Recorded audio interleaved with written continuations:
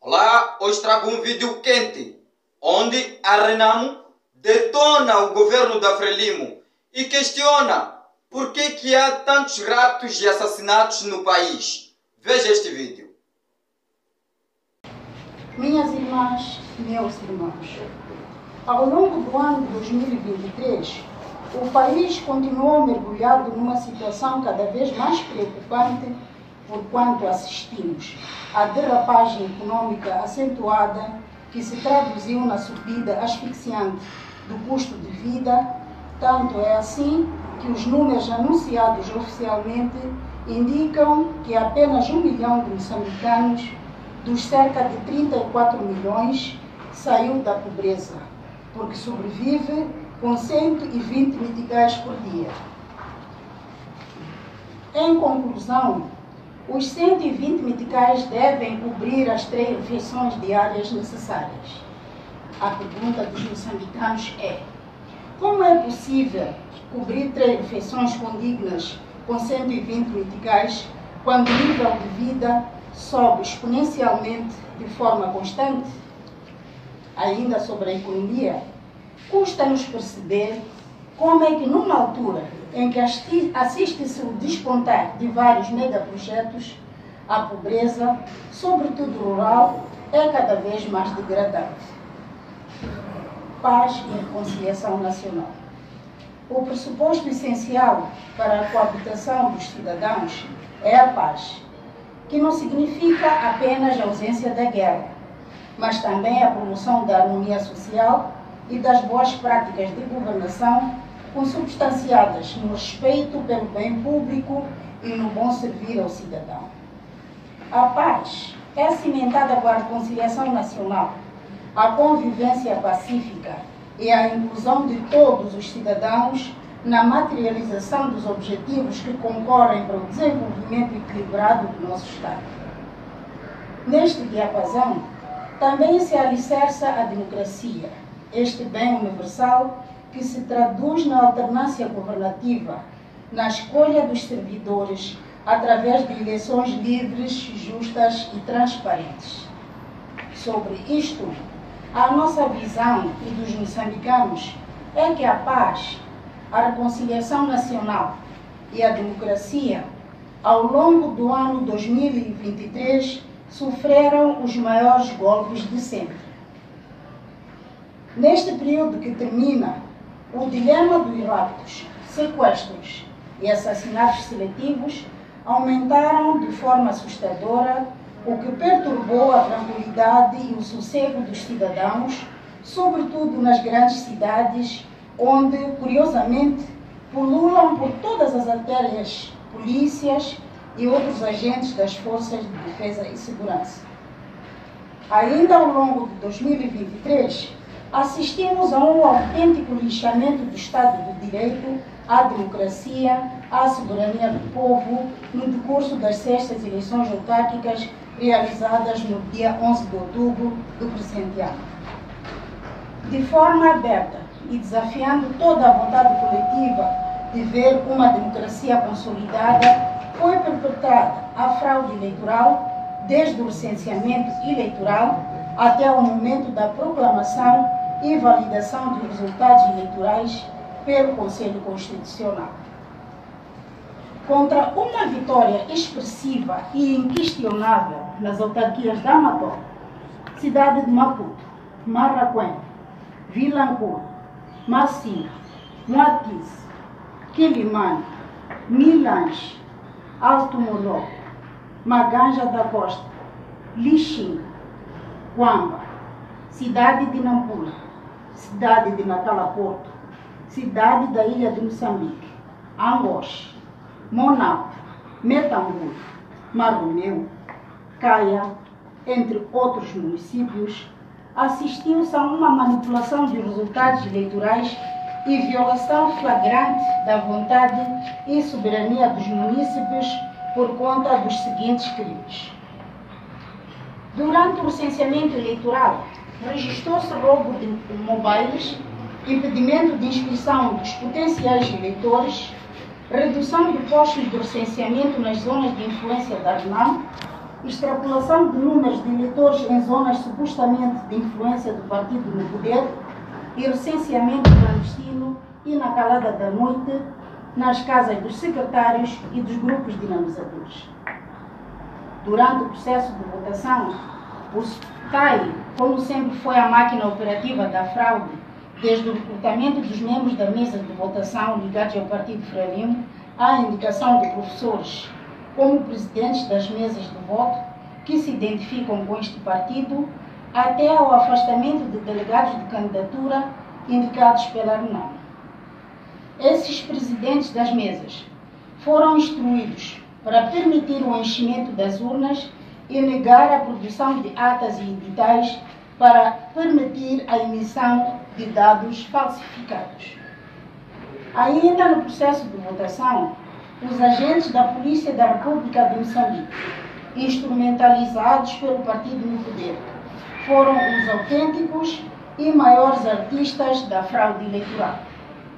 Invadiram as mesas de votação, lançaram gás lacrimogéneo e dispararam balas verdadeiras para dispersar os membros das mesas de votação, em particular os delegados de candidatura da oposição, com o propósito de roubar e encher urnas a favor do seu mandante, o Partido Frelimo. Como se não bastasse, técnicos e diretores do STAI e membros das comissões eleitorais em alguns municípios, de forma criminosa e deliberada, participaram de forma direta na manipulação dos resultados eleitorais. Contra todos estes fatos, consubstanciados em ilícito ou em irregularidades eleitorais, a RENAMO interpôs recursos desde os tribunais judiciais distritais à Comissão Nacional de Eleições até ao Conselho Constitucional. Efetivamente, como sinal de manipulação das instituições do Estado e do apetite pela ditadura e permanência no poder a todo custo, os órgãos que deviam divulgar, proclamar e validar os resultados inverteram-nos a favor da Frelimo e subverteram a vontade expressa nas urnas e o poder soberano dos moçambicanos. Perante este cenário, depois de muitas manifestações pacíficas, o governo do dia ordenou a devolução de apenas 4 autarquias ao partido RENAMO e a repetição das eleições em 4 autarquias para o arrepio da lei e da justiça eleitoral. Infelizmente, quando a expectativa era eliminar os erros e crimes praticados nas eleições de 11 de outubro, assistiu-se à recondução dos presidentes das mesas e dos membros dos órgãos eleitorais indiciados em vários processos e uma atuação mais cruel, brutal e animalesca dos agentes da PRD. Ainda no lixamento do Estado de Direito Democrático, assiste-se atualmente o atropelo das normas do nosso ordenamento jurídico com o afastamento compulsivo e manifestamente injusto dos edis das cidades de Nacala Porto e da cidade de Nampula, senhores Raul Novinte e Paulo Van Halen, respectivamente, o que significa a clara violação dos direitos civis e políticos destes concidadãos. As medidas de coação aplicadas que pesam sobre estes servidores públicos não têm outro alcance e interpretação que não seja uma perseguição política aberta, pois estes cidadãos, na sua qualidade de cabeças de lista, tão somente se juntaram aos munícipes manifestantes que reclamavam a vitória naquelas autarquias onde a RENAMO ganhou e ganhou bem nestas últimas eleições. Ademais, estes edis estão a cumprir o mandato de 2018 com zelo e nada justifica a sua destituição. Para o arrepio de todos os moçambicanos, os órgãos da administração da Justiça, em particular a Procuradoria da República, mostrou-se célere na limitação da liberdade e de outros direitos destes moçambicanos de forma incompetente. Assim, repudiamos e condenamos essas perseguições e exigimos a reposição da justiça. Perante tantas arbitrariedades, desde a má atuação da polícia, que transborda no ferimento grave e assassinato de civis indefesos, até a manipulação dos resultados eleitorais pelo Conselho Constitucional, assiste-se um silêncio arrepiante, cúmplice e chocante do Presidente da República, que simultaneamente é chefe do Estado, chefe do governo e comandante-chefe das Forças de Defesa e Segurança, que na sua tomada de posse jurou respeitar e fazer respeitar a Constituição, defender todos os cidadãos e fazer cumprir as leis. Ainda sobre as eleições, como é do domínio geral, foram convocadas as eleições gerais para o dia 9 de outubro de 2024. As perguntas que não calam são: como se explica o seu silêncio perante maus tratos e assassinatos de cidadãos civis indefesos pela polícia, denunciados recorrentemente, sobretudo nos períodos eleitorais, sendo ele comandante-chefe das Forças de Defesa e Segurança? Afinal, os polícias que agridem, maltratam e assassinam os cidadãos agem sob ordens de quem? Um chefe de Estado que se preze, como fica indiferente perante atos criminosos que violam os direitos e liberdades fundamentais dos cidadãos, quando tem o dever especial de defender estes cidadãos, independentemente da sua posição social, opção política e religiosa, lugar de nascimento ou origem étnica? O mais grave, não se entende por que razão o Presidente da República é um dos subscritores do Acordo Geral de Paz de 6 de agosto de 2019, que se comprometeu em manter a paz, cultivar a reconciliação nacional e promover a consolidação da democracia, seja o autor moral dos problemas que impedem o normal funcionamento das instituições e da estabilidade social. Em conclusão, quando não há paz, quando não há reconciliação nacional, quando a violência põe em causa as eleições livres, justas e transparentes, o nosso país está gravemente doente. Por isso, todos os moçambicanos são convocados a salvar esta nossa pátria. Na esfera da defesa da democracia moçambicana e do desenvolvimento sustentável, sempre contamos com o apoio e solidariedade da comunidade internacional, o que aplaudimos. Porém, com alguma estranheza, notamos a ausência da comunidade internacional perante os conflitos emergentes das eleições, ficando a sensação de que nos últimos tempos as atenções estão viradas para o gás e para as vantagens milionárias deste recurso, enquanto os valores da boa governação e democracia são negados o seu olhar indiferente. Por isso, os moçambicanos perguntam por que é que só assistimos uma intervenção da comunidade internacional mais forte apenas nos momentos altos dos conflitos e não assistimos uma intervenção preventiva para evitar as crises cíclicas pós-eleitorais?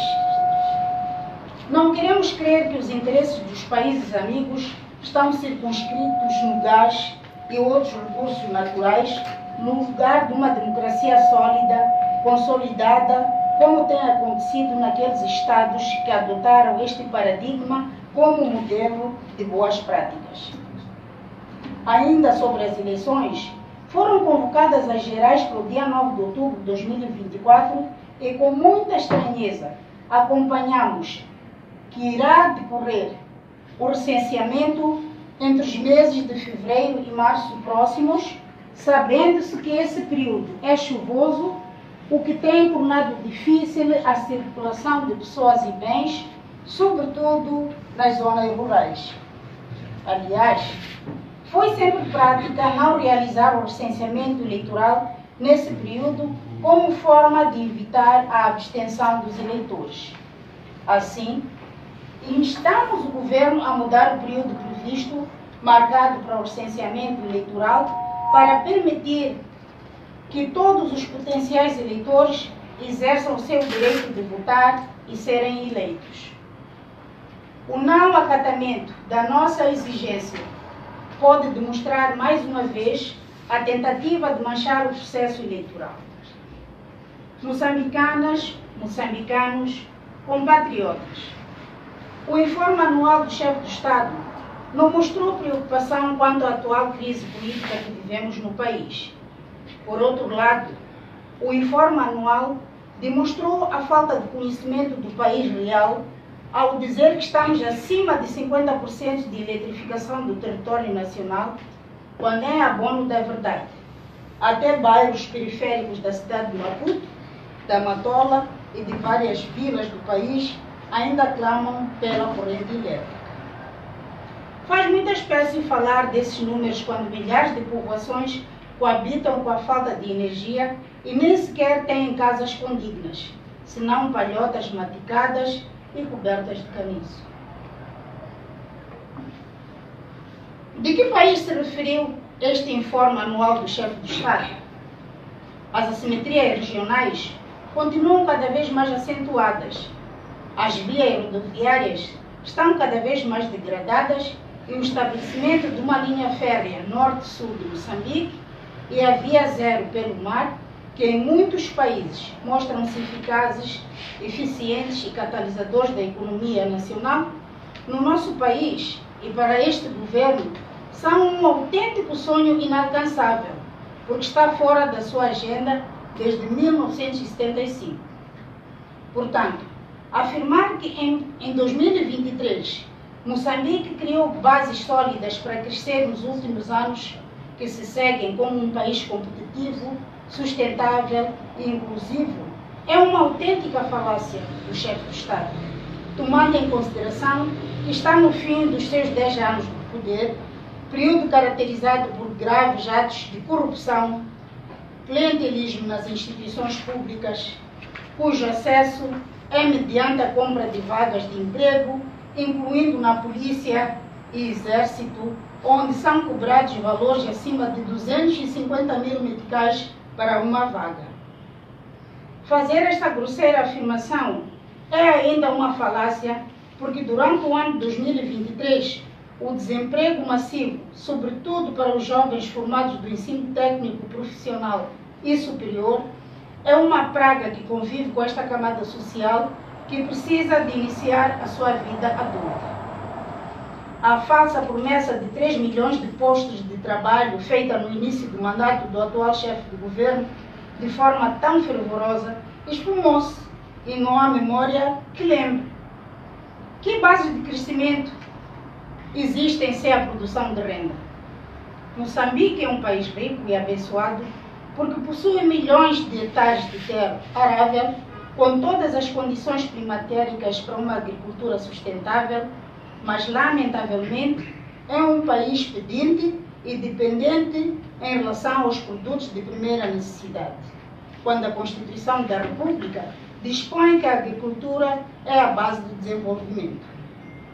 A batata reno, a cebola, o alho, o óleo vegetal e o tomate importam da África do Sul. O arroz sai da China ou Tailândia e outros países da Europa. A farinha de trigo é importada da Ucrânia, que até está a enfrentar o problema da guerra movida pela Rússia. Que bases sólidas para crescer foram criadas num país incapaz de produzir comida para o seu autossustento? Moçambique, ao longo dos anos, é afetado ciclicamente por chuvas fora do normal e cheias destruidoras até nas cidades. Perante tanta água, que até mata, o país confronta-se em todo o território nacional com a falta de água potável, um bem essencial para a saúde humana. Todavia, com muita tristeza, ouvimos um discurso sobre o fornecimento de água potável que representa um autêntico insulto às populações forçadas a partilhar charcos com os animais. Moçambicanas, moçambicanos, era a expectativa de todos nós que a Assembleia da República continuasse a ser o palco da convergência da vontade dos moçambicanos e da defesa dos superiores interesses do nosso Estado. Com muita tristeza, a 8ª sessão da Assembleia da República, encerrada no dia 21 de dezembro, perdeu a nobre oportunidade de aprovar consensualmente o Fundo Soberano, que, quanto a nós, deve ser gerido com transparência e integridade, porque estarão depositadas as receitas provenientes do nosso recurso e não de um grupo de cidadãos. É ainda um mau registro da Assembleia da República a não inclusão das receitas provenientes de outros recursos e não apenas do gás do Rovuma, quando todos sabemos que riquíssimos recursos estão a ser explorados por particulares nacionais e estrangeiros, incluindo ruandeses, não se sabendo os contornos dos acordos para a sua exploração. Claramente, com este cenário, não se vislumbram bases sólidas para crescer nos últimos anos que se seguem, como um país competitivo, sustentável e inclusivo. Compatriotas, minhas irmãs, meus irmãos, estamos a aproximar a quadra festiva do Natal e do fim do ano. Por esta ocasião, era suposto que os funcionários e agentes públicos e trabalhadores fossem honrados e reconhecidos com o pagamento do 13º salário, que durante os 12 meses que ora terminam, não mediram mãos nem esforços para fazer crescer Moçambique. Infelizmente, quando os fazedores da riqueza nacional ainda se ressentem da falta do pagamento do 13º salário em 2022 e da falta de pagamento das diferenças à luz da tabela salarial única, o Presidente da República surpreendeu pela negativa os moçambicanos ao anunciar o pagamento do 13º salário na ordem de 30% do salário base do funcionário público. As perguntas que não calam são: afinal, desde quando 30% do salário base é 13º salário? 30% do salário base não significa um simples abono atribuído sem nenhum fundamento legal? Fica claro que os funcionários e agentes públicos foram, mais uma vez, vítimas de uma grosseira burla e ato de maquiavelismo. Perante estes factos, a nossa visão e conclusão é que o informe anual do chefe do Estado não traduz a real situação de Moçambique e dos moçambicanos, isto é, o ano 2023 foi caracterizado por uma degradação do bem-estar dos moçambicanos e do exercício dos direitos e liberdades fundamentais dos cidadãos. Concluindo, é um imperativo nacional a implantação de um novo paradigma de governação que se compagine com os reais interesses dos moçambicanos e de Moçambique.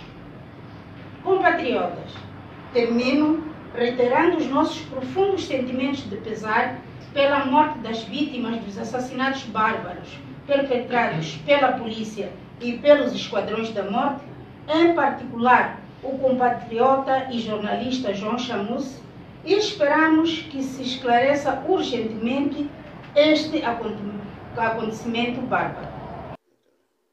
Aí está, mas antes, por favor, eu lhe peço para que se subscreva se ainda és novo e, claro, ative o sininho de notificação para que não percas nenhuma novidade. E tem mais, por favor, deixe o seu like, comente e partilhe muito. Partilhe.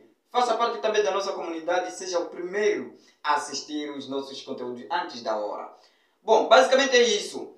Renamo, então, colocou essas questões porque há tantos casos de raptos, assassinatos e num país onde há muita, mas muita força policial espalhada pela rua. E não só, como também, como é que se justifica esses tantos incidentes que acontecem no país, mas o governo simplesmente se cala e não se pronuncia para resolver a situação. Simplesmente a força policial não faz aquilo que é o seu trabalho.